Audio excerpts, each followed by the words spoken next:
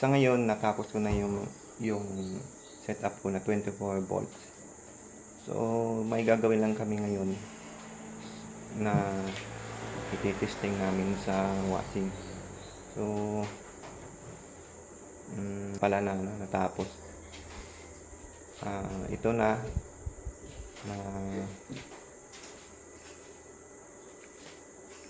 natapos ko na yung pinangarap naming 24 volts dahil kailangan na ng partner ko na makagamit siya ng washing. So i-testing na natin.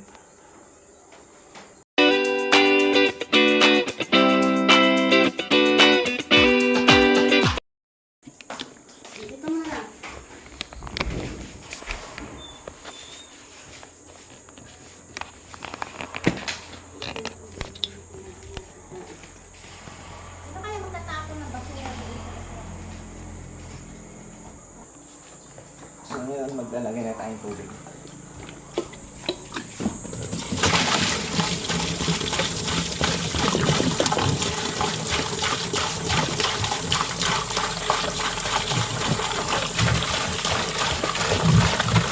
So antik lang itong ano lang yung ating ito bago yung makina. Tagal na ito tambay dito. Dahil hindi walang kuryente.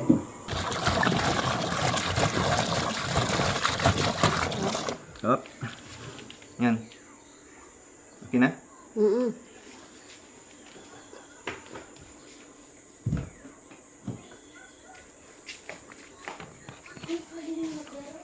So ayan lang. May sabon na. So lalagyan na lang niya ng ng mga damit na madumi.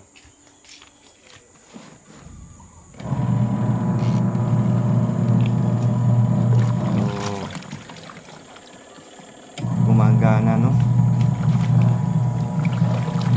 So ganun kalakas yung 24 volts na toroidal.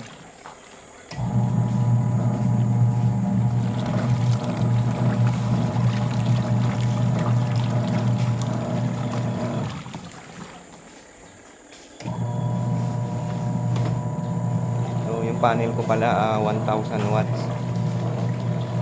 Saka yung PPT ko ay nasa 60 ampere.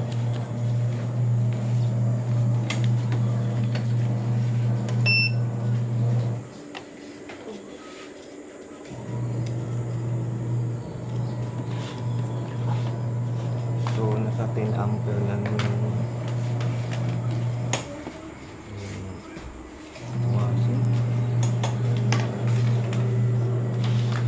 tahimik niya, no? Kahit na medyo mabigat yung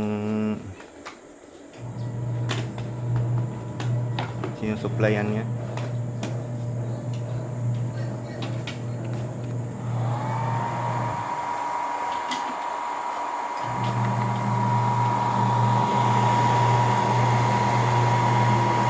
So 100 siya pag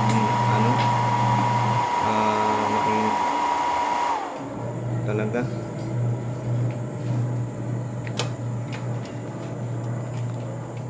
Dalawang 500 watts na Jinko ang panel ko sa taas.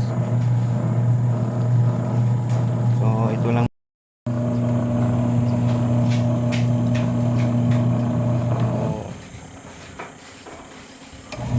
Mga May 17 pa na ito natapos, mga kaibigan, no? So noong una na-testing na namin to. So hindi ko na na-videoan dahil pagod ako sa kaka-install. Dahil puyat din.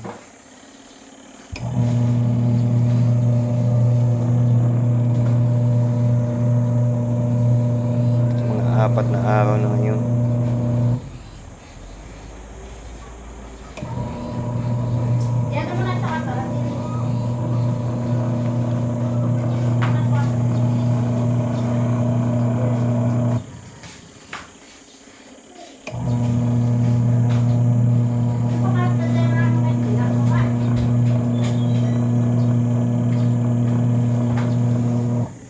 ayan, no. Talagang kayang-kaya niya yung ano, washing.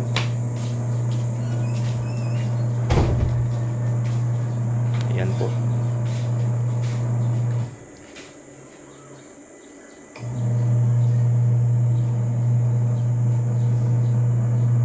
Ilang kilowatts. So, 200, 247, 235 watts.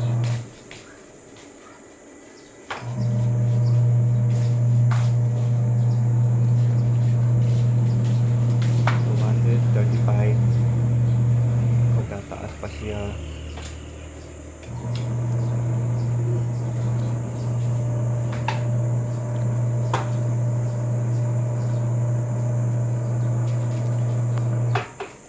So, ito lang munang update natin mga kaibigan.